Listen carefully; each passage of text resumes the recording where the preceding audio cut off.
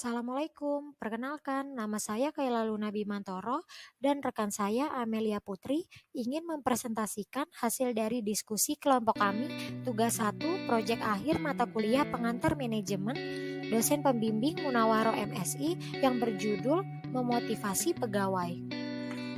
Pengertian memotivasi.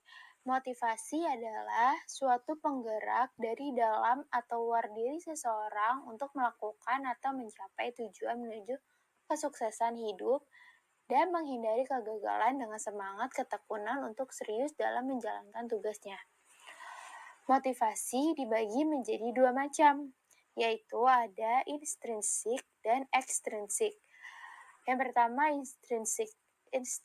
intrinsik merupakan seseorang termotivasi karena pekerjaannya sendiri, mendapat kepuasan tersendiri bukan dari orang lain ataupun uang, melainkan hobinya. Yang kedua yaitu ekstrinsik. Ekstrinsik merupakan elemen-elemen di luar pekerjaan seperti kekuatan, energi, arah melekat di pekerjaan itu yang menjadi faktor utama seseorang termotivasi seperti status dan kompensasi. Dalam sebuah perusahaan pasti menginginkan keuntungan. Untuk meningkatkan kesejahteraan yang terlibat di dalam sebuah perusahaan tersebut ada karyawan, manajer, dan pemilik perusahaan. Dalam mencapai tujuan dibutuhkan manajer yang handal. Seseorang manajer memiliki bawahan yang memiliki berbagai karakter, kemampuan, dan sikap. Dari berbagai pola bawahan, manajer memerlukan strategi menggerakkan untuk bekerja semaksimal mungkin sehingga kesejahteraan meningkat. Dengan cara memberi motivasi yaitu proses pemberian gairah bekerja setiap anggota perusahaan sehingga ada kemauan dan semangat mengerjakan pekerjaan demi suatu tujuan perusahaan. Motivasi kerja sebagai pendorong bagi seseorang untuk melakukan pekerjaannya dengan baik dan juga faktor yang membuat perbedaan antara sukses dan gagalnya dalam banyak hal dan merupakan tenaga emosional yang sangat penting untuk sesuatu pekerjaan baru. Teori motivasi. Ada beberapa faktor motivasi individu. 1. Kemampuan kesabaran dalam melewati rintangan dan kesulitan. 2. Tingkat aspirasi yang hendak dicapai dengan kegiatan yang dilakukan. 3. Arah sikap terhadap sasaran kegiatan. 4. Durasi kegiatan. 5. Tingkat kualifikasi produk yang dicapai dari kegiatan yang dilakukan. Teori motivasi dikelompokkan menjadi dua. 1. Teori kepuasan atau teori awal. 2. Teori proses atau teori kontemporer. Teori kepuasan merupakan teori yang didasarkan kebutuhan manusia dan kepuasannya, sehingga dapat dicari pendorong dan penghambatnya. Teori hierarki kebutuhan A. Maslow. Ada 5 hierarki kebutuhan Maslow. Yang ke-1, kebutuhan psikologis, kebutuhan seseorang untuk makan, minum, tempat tinggal, pekerjaan. 2, kebutuhan keamanan, kebutuhan seseorang untuk perlindungan dari fisik dan kegagalan emosional. 3, kebutuhan sosial, kebutuhan seseorang akan rasa kasih sayang, dihormati, kebersamaan, kerjasama kerja. 4, kebutuhan akan penghargaan, kebutuhan seseorang atas status jabatan yang diduduki. 5. Kebutuhan aktualisasi diri, kebutuhan seseorang mencapai potensi, mengembangkan kapasitas mental karyawan melalui training kerja dan seminar. Ada teori proses. A. Teori pengharapan atau ekspektasi teori.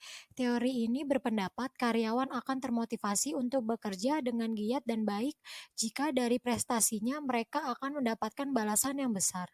Seseorang melihat kemungkinan adanya suatu imbalan, misal kenaikan gaji, pangkat, atau jabatan jika pegawai bekerja dengan giat.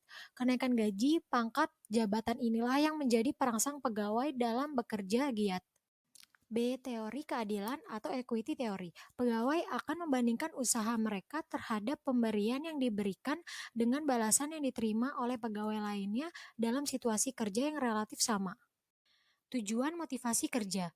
Satu, mengubah perilaku karyawan sesuai dengan keinginan perusahaan. Karyawan pasti memiliki kelebihan, kekurangan, dan keterbatasan.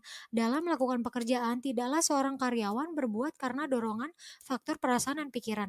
Oleh karena itu, seorang pimpinan perusahaan memberikan motivasi yang tepat sasaran. Jadi, perubahan perilaku yang dimaksud itu perilaku kerja, bahwa dalam pemberian motivasi kepada pegawai agar bersedia melaksanakan pekerjaan sesuai dengan kecakapan yang mereka miliki. Yang kedua yaitu meningkatkan produktivitas dan efisiensi, yaitu karyawan akan bersemangat apabila kondisi tempat kerja tidak berisik, interaktif, dan sejuk. Sebaliknya, apabila meresahkan, membosankan, pengap, akan menurunkan produktivitas dan efektivitas perusahaan. Meningkatkan rasa tanggung jawab. Seseorang karyawan yang bekerja dalam perusahaan akan ada saatnya ingin dipercaya memegang tanggung jawab yang lebih besar. Tanggung jawab tersebut bukan atas hasil pekerjaan yang baik, tetapi juga tanggung jawab berupa kepercayaan yang diberikan sebagai seseorang yang mempunyai potensi. Faktor memotivasi kerja. Satu, faktor intern yang terdapat pada diri karyawan itu sendiri. Biasanya terjadi ketidakseimbangan dan keharmonisan hubungan kerja antara perusahaan dan karyawan. Dua, faktor ekstern yang berasal dari luar diri karyawan. B, ada faktor lingkungan pekerjaan yang dapat mempengaruhi pelaksanaan pekerjaan itu sendiri. Kesimpulannya, harapan karyawan terhadap pemberian motivasi kerja adalah agar terciptanya suasana pekerjaan yang memberikan semangat dalam meningkatkan prestasi kerja dan kinerja yang lebih baik.